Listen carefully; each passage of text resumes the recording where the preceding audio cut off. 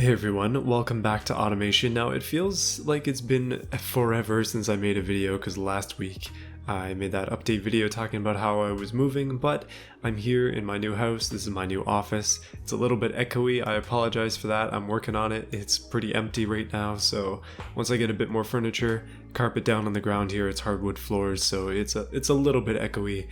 But I'll get that sorted soon. Today is an exciting day because I want to announce the next showcase. Now, the details of it have been pretty much locked down, but keep in mind the document that you're about to see may change as time goes on, but this is the Tuner Showcase document here. Check out the link in the description to the Google Drive, and if you want to join this, be sure to check out my Discord server. That's where all of the submissions will be, and that's where all of the discussion for this will be as well, and then you'll be seeing the updates to the document there too. But yeah, this video is not going to change for the document. I'm basing this off of the initial version, so things may change. There are 3 classes in this showcase called Tuner, Ricer, and Sleeper, along with 2 subclasses, those being Teenagers and Enthusiasts. So the Teenagers one is pretty simple. It's kind of like a more budgety oriented version, and then Enthusiasts you can spend up to 50k, which is a lot of money, but yeah, a little bit less restrictive. So how this one works, it seems complicated as with most of these, but it's pretty simple. The Teenagers and Enthusiast classes will have performance restrictions and also budgetary restrictions, but then the others, the Tuner, Ricer, and Sleeper, are mostly design restrictions. So you just need to kind of pick which one you want to do, and there are 6 possibilities for you in this. For me, I've decided to go with Teenagers because I like building on a budget. I think that's more fun. 25k is not very much, and if you want to see how much your car is going for, you can test it out here. Approximate cost of the Dangan, for instance, is 17,300. But I've got 25k to work with, so there's some upgrades that can be done here. And then I don't want to go too crazy on the design of this one. I've already done that before with the stanced version of it. So I'm going to go for a Sleeper. So my car is a Teenager and a Sleeper, which doesn't make a lot of sense, but let's try it anyways. Okay, so big initial restrictions that we have to keep in mind here. 25k budget, can't go past that, and model years from 1980 to 2005. I'm within that just nicely. And then we can move on down to the engine table, which does look a little bit daunting. So the gist of the engine table is that engines cost extra depending on what you put in. So if you put in a naturally aspirated inline 4 or 3, you're not going to be spending very much money unless it's big. But if you try and go with a 21 liter V16, that's going to be 8k off your budget immediately. So you got to keep that in mind. It's pretty darn important for this. Basically, you're going to take that approximate cost that I showed you before, which is way down over here, and you're going to add in your engine extra cost. That's a pretty important calculation to consider. So for instance, this car is a 1.8 liter inline 4, which in this case means I'm rounding up to 2 liters because typical rounding rules, which means I have to add $100 onto my total, and then I don't have any turbos. As you can see, it's $300 for a turbo and $600 for twin. So I don't have any of that, so it's just going to be a $100 addition, so not too bad. Okay, let's start way at the beginning. This is the body that I'm using for the Dangan. It's the 1995 sedan. We have body options here from 1965 to 2005, but they don't want us to be using exotic or high-end bodies. So like some of the fancy coupes like this, that's really not going to work. Okay, that's pretty exotic right there. I mean, this is a Rolls-Royce Bentley body, so that's maybe a little bit too high-end for this, that kind of thing. You have to use your imagination a little bit as to what these cars are supposed to be, and then kind of pick something that's a little bit more subtle, a little bit more realistic. That's kind of what that means. Onto the chassis. So we have steel and aluminum are allowed, but carbon fiber and fiberglass are not allowed, and pushrod is not allowed either. So this car falls within that. No problem there. It's just going to be the same as the base car was. I don't really want to do too much to this other than engine upgrades and suspension as well. Being a sleeper class car, I'm hoping to keep the rims the same, but we're going to try and fit some fat wheels on there and see if we can do some front wheel burnouts. Okay, so moving on to the engine, let's make a brand new one because this inline 4 is not really going to cut it. That's really not quite enough power for what I'm going for here, but I am going to keep it front wheel drive just because I don't know, I find that funny. So let's try and make it a V6. In this case, again, it's saying 1965 to 2005. But I'm not allowed to use magnesium, titanium, or billet materials, and I can't use race intakes either, but we'll get to that as we move forward here. So I'm going to make the block out of aluminum, because again, we had a little bit of budget to spare, but I am going for a V6 here. It's currently a 3 liter, so if we go back up to the table, a 3 liter V6 is going to cost me $1,300 on the budget, which is quite significant, but you know what, it's only $200 more to go up to 4 liters, so let's do that. Okay, so I'm pushing the limits of the 4 liter class a little bit because this is kind of a 4.5 liter, but technically it is a 4.492 liter, so it does round down.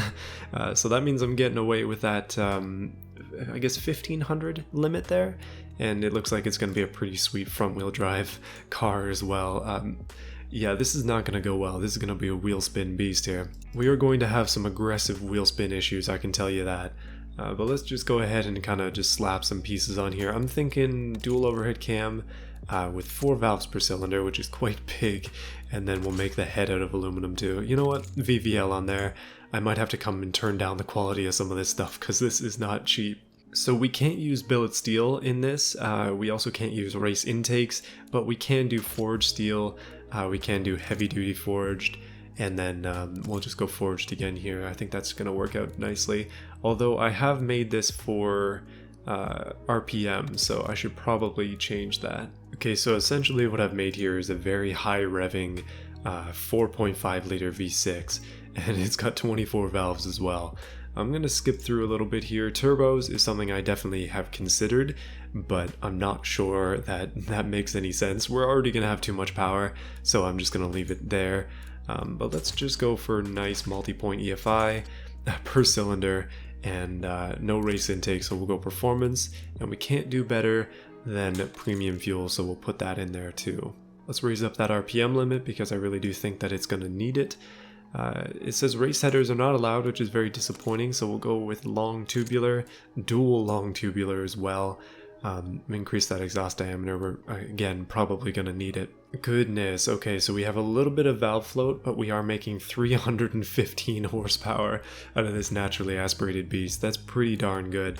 I just want to see quickly before I tune this if I'm still falling in line with the budget, because that's pretty darn important. Okay, no, 27,000. I'm a little bit over. Might have to make some adjustments here. Okay, I'm thinking about things, and it seems like we can probably get away with lowering the quality of not the engine components but other components to -5, which is the lowest we can go in this class in order to get a little bit of that budget back. It's only a couple thousand over, so we should be able to do that. But anyway, let's move on. Let's try and tune this into something a little bit nicer. Overall, though, I think this is looking pretty darn good. I'm very excited to try this amount of power and beam. Oh yeah, this car has severe issues with wheel spin, just like I thought. It's a perfect pony car, even though it's front wheel drive. Right, so we have VVL, which means we can get even more power out of this thing if we split these pieces into 2.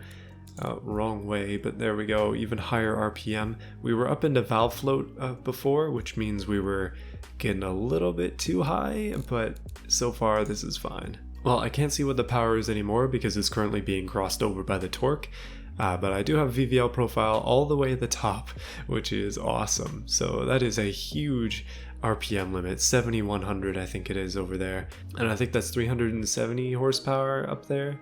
And now if we try to adjust the lower end, I'm actually pretty okay with the way that this is.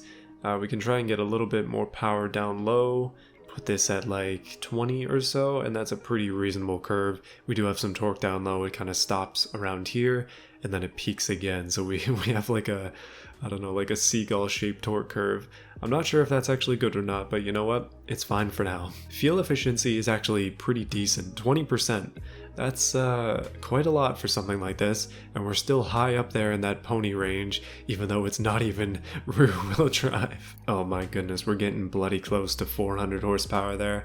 I think that's 393. Again, I can't read it because the torque reading is over top of it, but yeah, that's pretty darn good. I'm okay with this. I think this engine is actually doing a lot better than I thought it would, and it makes me very happy. There we go, 400 horsepower, and less issues with wheel spin. Strangely enough there, this stops the issues with wheel spin. No idea why. Okay, I've been tuning a lot, and I think that's as good as it's going to get for now. That is 414 horsepower, I think so at least, and then 428.3 newton meters of torque. That's pretty darn good. That is one heck of a front-wheel drive sleeper. This thing is going to have some serious torque steer, and also some very terrible wheel spin issues, which I don't even know if I'm going to try and fix. Yeah, that's great. Okay, so onto the body. I like the car the way it is right now, but I do want to do it as a wagon. I've done this before. Oh my goodness, that is a huge intake. Oh no, how the heck am I gonna hide that? Hold on a minute now. And I found a way to hide it. Just turn them off in there, and we should have that disappearing. Oh, yep, gone. Oh man, that would have been tough to hide, but here we are, the wagon Dangan. Now this sort of bronze color is nice, but I think it's time that I changed it up a little bit. That is a little bit too old Camry for me, so let's make it much, much worse. Now it's tan, haha, the perfect color for this kind of thing.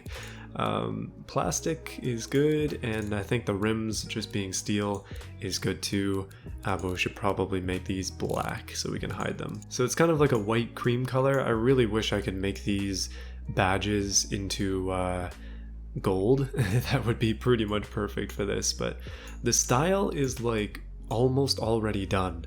This is how it's gonna look. It just has to be a sleeper, that's pretty much it.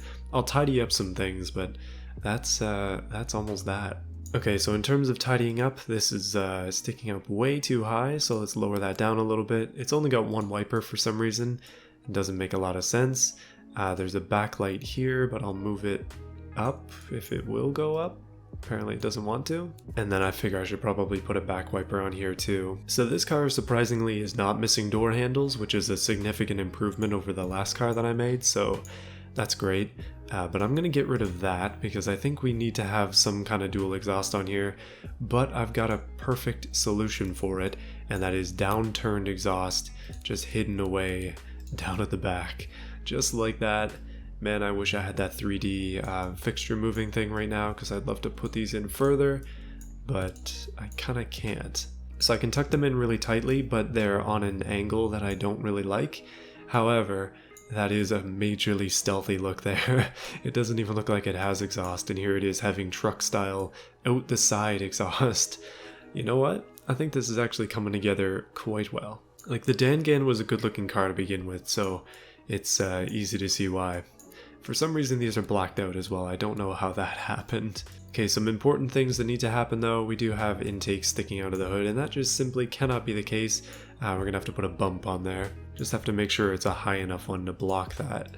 And thankfully we have just such a thing. Yeah, that looks realistic, right?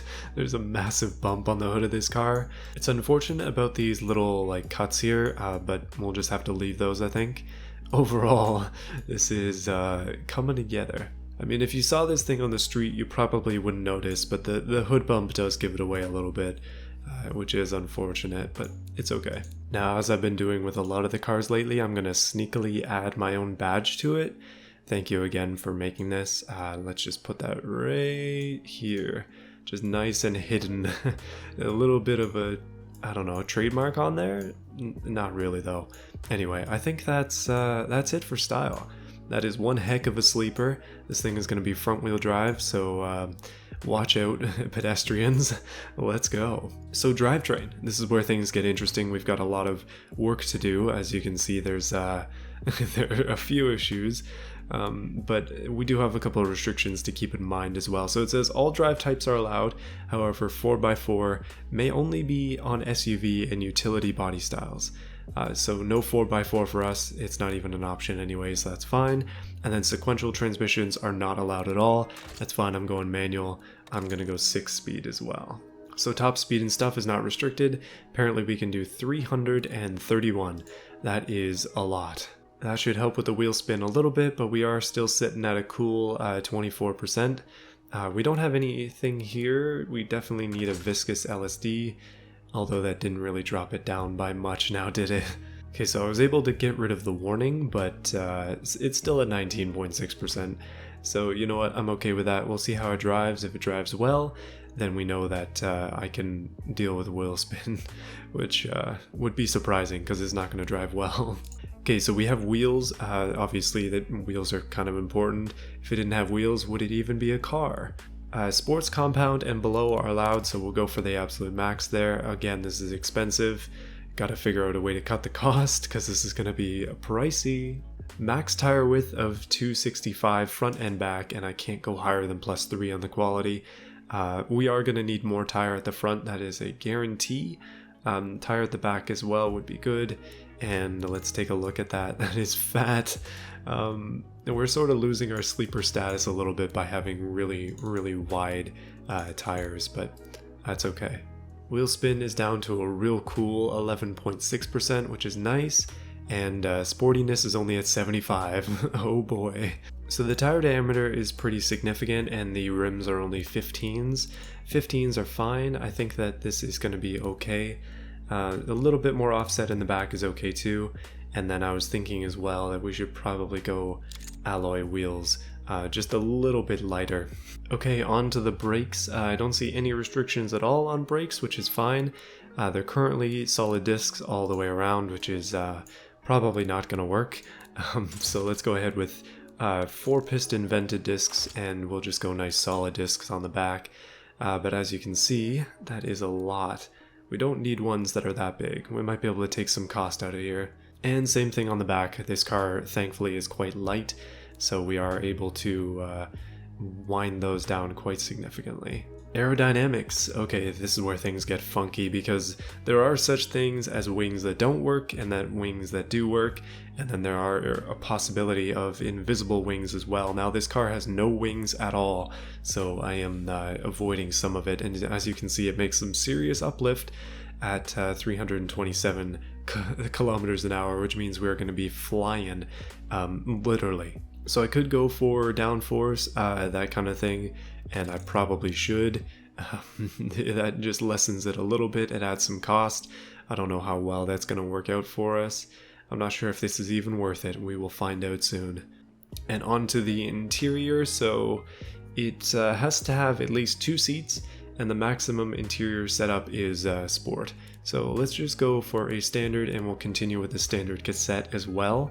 You know what, let's take off power steering. The game is going to complain about that. And let's take off traction aids as well. I don't think we really need that on this car. Famous last words right there. And it says that basic safety is required, so I'm actually just going to go all the way down to basic 70s safety, the most basic of the basic. Let's just say they ripped out the airbags and stuff on the inside to save weight, and also money in this case, so yeah, that's a good thing for me. Suspension is extremely important. We're currently using standard springs, but we're not allowed to use hydro pneumatic suspension. That's pretty much it. So yeah, everything here is going to be okay. Let's go semi-active sway bars though. Passive is not going to work, and we'll hit that race preset as well. So things have just gotten a lot more funky as our off-road ability just went to literally 0, and the car itself is hopefully going to be better. Ride height is now officially tucked. I'm liking the look of that. That actually is quite nice. Camber is good. Dampers and stuff are hard, which is perfect. That's kind of what we want. Still, it has issues with wheel spin. Still, it has issues with the engine being too big, but I'm not too concerned about that. We can just kind of cross those ones off this list. They're not a big deal. Saying that the rear brakes are a little bit too big. I mean, they are a little bit too big. If we knock them down to 1 piston though, they are too small, so they're just going to stay where they are. Overall, the budget is at 29,000, so I might actually have to switch classes here, which is not good, unless I can keep this money down. Either that or I'm going to be entering the wrong class, which is not quite what I want. So this is sort of the ideal configuration of the car, but now we have to think like, how do we cut money off this? Okay, so one thing to watch here is the weight. It's currently 1,375 kilos. I'm going to start cutting things because we have the option to lower it to -5 quality as a max. So yeah, some of these things like this, we don't really need. So I'm going to immediately go -5 quality safety. which will save us a little bit of money. That's not going to be much though. Yeah, it was just a touch of that old money there. And then in the interior, we obviously don't care about that at all, so lower the quality of that. And then possibly going down even lower here too. Okay, so I just discovered that taking out the back seats saves us $800, or is it $600? Something like that. So back seats, gone. Don't need you. Realism, too bad. I'm gonna drop the thing here down to a basic interior, and I'm gonna cut off the entertainment entirely because, yeah, we don't really need that. I don't want to cut in places that actually matter. Okay, we're down to 27,300, which is pretty darn good. We're getting there slowly. Suspension is really important, so I don't want to lower the quality of that too much. I think, I don't know if this is gonna just make it way worse or not. You know what, here's a good place to cut some money off. Let's lower this down to -5 body quality. That's not that much off, so we should be able to save some money there. 26,000, that's awesome. We just have to lower it by another 1,200 and actually hold on the engine as well. Oh no, I forgot about that. Okay, so we actually have more to cut off than I thought because of the engine restrictions. Keep in mind we have a 4-liter V6, that's $1,500 off of our total again. So that means I need to get this budget down to 23,500. Great, we still have a long way to go. Now there is a great debate in my mind, and that is, do we need this much power? Because I could cut money off of that. The engine is obviously quite expensive, but I don't know if that's worth it. It's probably best to not cut it off of wheels. Our brakes are actually quite strong, so I might cut a bit of a bit off of here. Okay, that's down to 25,800. That's pretty good. Aerodynamics, I don't care at all. Say goodbye to that. Our downforce skid tray is not really doing anything. Okay, that's not true. It is actually doing quite a bit. However, let's see how much it costs to take this thing off. So I think the downforce is actually worth it, but I'm going to keep it at -5. It's worth $500 off the list, so that's kind of, I don't know, that's kind of important, but we'll have to see. I'm going to lower the quality of this by a very small amount. Okay, all the way. We'll just leave it all the way for now. Okay, so I'm in the engine and I'm dropping the quality of things that don't actually matter. So in this case, the internals, believe it or not, if you lower them down to -5, they aren't breaking the game, so that seems to be fine. It's actually working just fine right there, so I'm good with that. -5 makes things very, very tight, I will tell you that. So here, compression, that's probably not something we want to lower. Fuel as well, probably not something we want to lower. How about this? Okay, that cuts off a lot of power. Oh man, this is so expensive. Do we really need a catalytic converter? We can save a lot of money doing that. Oh my goodness, I think I did it. That's 23,400. What else can I add back to make up that extra $100? I want to get this total exact. So it's a $1,500 penalty on a $25,000 budget. Which means we have $23,500 to play with. I'm currently really close to that, and yeah, thankfully it didn't take too much to cut off to do it. Let me show you what I had to do.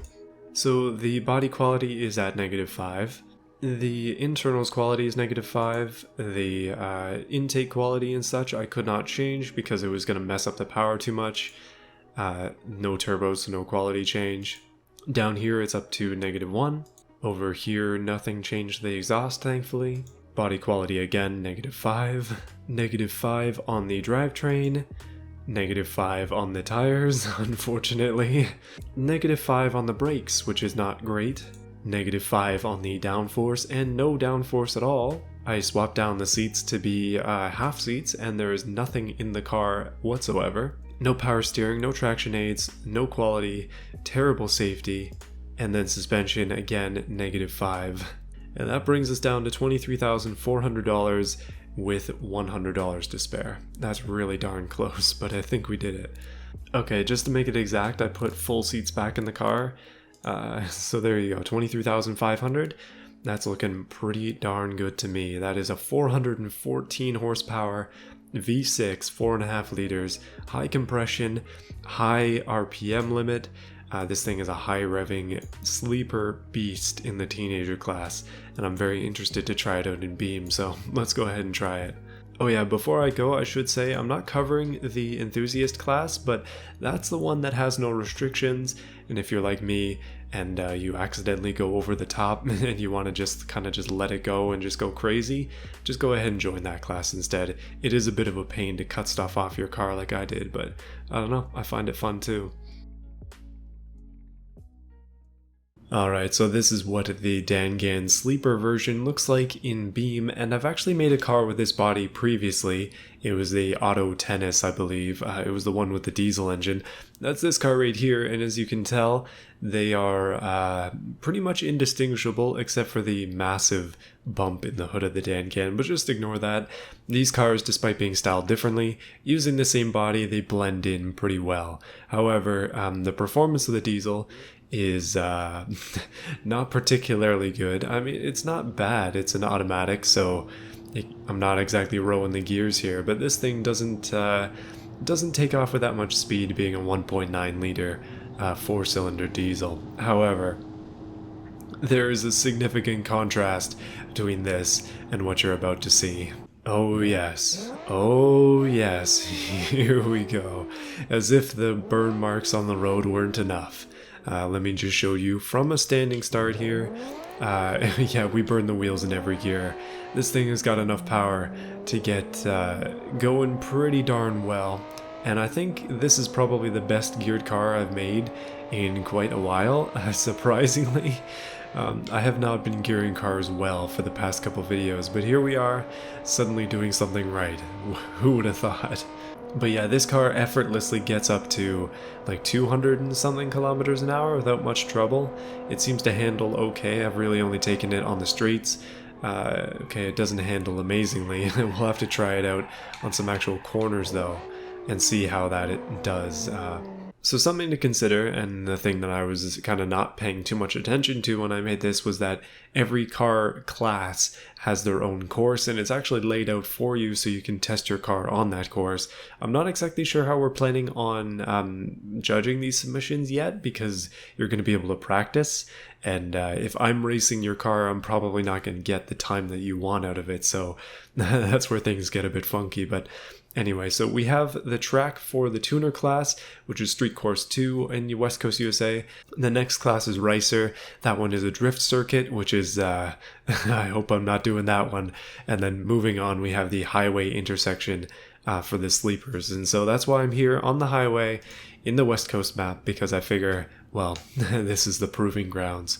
So let's take the car around for a little bit more of a spin. I figure this circuit probably has more than just a highway straight on it, probably has a couple corners that I need to learn how to take. I haven't done anything in terms of corners with this car yet, but it should handle okay. It does have the basis of good handling, and no ABS, I forgot about that. Got to be a lot more careful on the brakes. Oh yeah, it's front wheel drive, isn't it?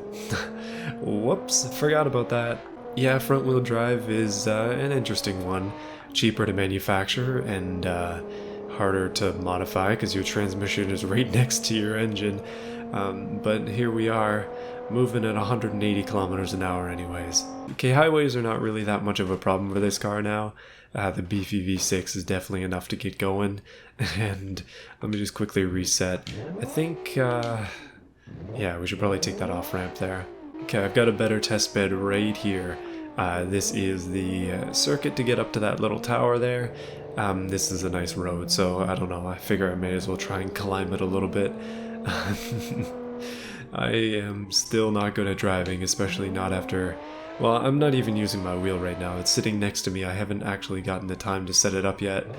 And I probably should have hit the brakes there, but you know what? We're moving anyways. Let's go. Okay, so handling is a bit of an issue, probably due to the nature of it being front-wheel drive. However, it's not horrendous. I have had cars that were way worse.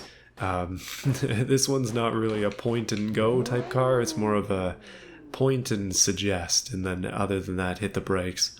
But why don't we, just for the fun of it, I'm in the wrong section, go to the time trials and check out this track and see what it's like. Okay, highway intersection is the one that's down here. That's looking like it's a pretty long course, not too many corners on it, so I should be able to do something here. Let's go rolling start because that's what it's suggesting. Let's do 2 laps just for fun and grab the Dan and go. Oh boy, this is going to be interesting. Let's take it for a spin here. No wheel, just controller. And still, those stock lovely rims. Dunlap tires. Let's try it. I probably missed the target by quite a bit, but it doesn't matter because it's a rolling start. I revved it up pretty high there. I don't know if that's actually the best way to start off a car with wheel spin issues this bad, but here we go anyway. Apparently we have to do a bit of a slalom as well. Oh, and that's dirt too. Oh, great. Well, I will admit I did not pick this circuit. However, I like where this is going. It's more of a rally stage than anything. These tires, this setup, it's not good for this, and I think that's pretty obvious. I am flying right now though, but I am moving slightly to the right due to the unfortunate accident, and I think I might have missed the turn there, and a wheel as well. Okay, this time things are going a little bit better, just a little bit. I'm not pulling to the right anymore. I am moving a little bit faster than I was before, which is good. However, I'm supposed to turn around here, and I'm having a hard time with that. Oh my goodness, this is one heck of a way to turn. Come on, car. Let's hopefully not need damage. Let's go, let's go. Oh yeah, no, that had some style to it. That was a replay moment right there. One of my brakes is basically on fire. I have no idea why that one is working harder than the others though. Come on, brakes. Let's move now. And oh, another loop. This is not an easy track in the slightest. I can see why they picked it. Oh, by the way, they is the creators of this because if it wasn't clear enough already, I did not make this showcase. This was created by the mod team, the ones who have been keeping track of the other showcases so far.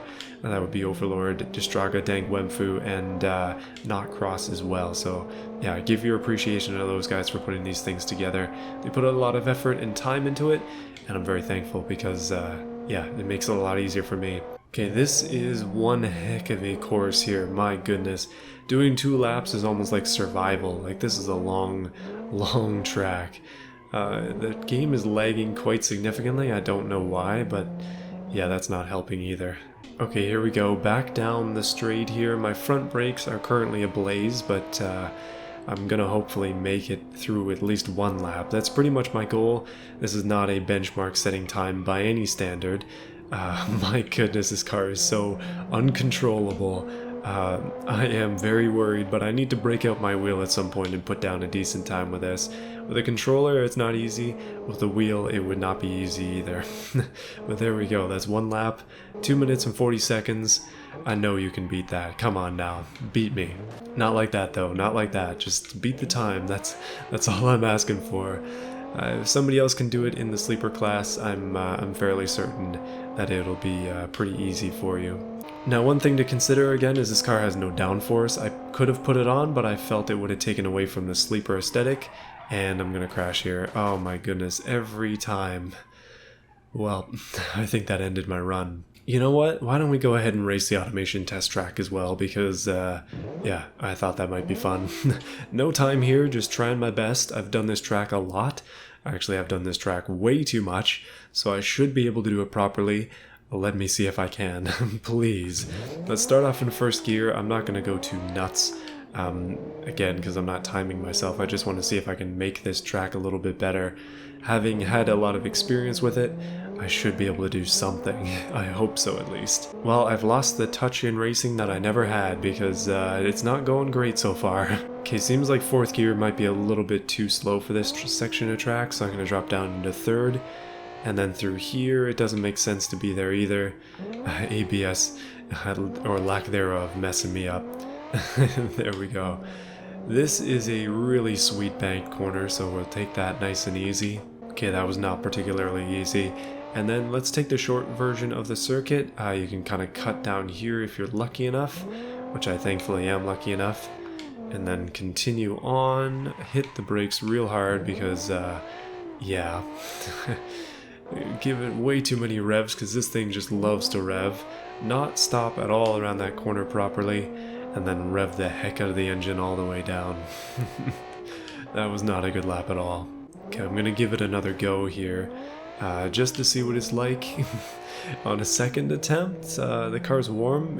I think it's broken. I think the suspension is collapsed on the front, which is not gonna make things any easier, but if I pick my gears better, I might be able to do a touch better. Okay, this lap is going much better, but I think it's mostly due to me just being a bit more conservative about things. Either way though, in the name of making this video not 4 hours long, I should probably wrap things up. So yeah, if you want to submit to this showcase, I would suggest not submitting in the first week, but it starts as this video came out, so 12 o'clock EST, Saturday the 26th of September, I believe, is the exact time that the showcase starts, and it ends sometime in October, I guess the week before Halloween or something like that, and then hopefully we can get the actual showcase stream done soon after. I don't know when that's gonna be, but yeah, I've been extremely busy with my house move, still am very busy getting things organized, and my commute is now significantly longer to the work site that I'm going to lately. It'll be nice and short when I'm back in the office, but unfortunately that just isn't the time yet. But yeah, things are going well. For those of you who watched the last video, things are going pretty darn well. The move was pretty successful, and I'll give you an update on my garage and stuff in another video. I just wanted to get the showcase started today, and then I'm thinking that video on my garage will probably be kind of a bonus video, so hopefully that will come out in the next couple weeks. It'll be filmed on my phone though, so don't expect too much. But yeah, thank you everybody for watching. Hopefully you enjoyed this video. Let me know what you think of this car in the comments. And yeah, if you enjoy this content, be sure to subscribe. I'm sorry again about the echo. Hopefully it's not too bad in the actual audio. Oh, drift car. Oh, never mind. But hopefully the echo's not too bad. I'm going to be working on that. I hope as my room gets better set up that there won't be as much. But yeah, we'll see. Anyway, thanks for watching. See you again next time. I just want to give a special thank you to those who have chosen to support this channel, specifically Overlord, That Right-Stood Explorer, QT Bear, Terry Williams, The Most Random Person, Sick D Cars and Stuff, Boris Ramirez, Jacob, Jug, and Battle Fox. Welcome to the crew. Thank you everybody, and all of those who are just supporting as well. You guys are awesome. Appreciate you. I'm hoping to do something more with the supporters still. I don't know, I've got a lot on my mind, but you got any ideas, let me know. I might make a private channel in the Discord or something like that. Just a little something. Anyway, thanks guys. See you again next week.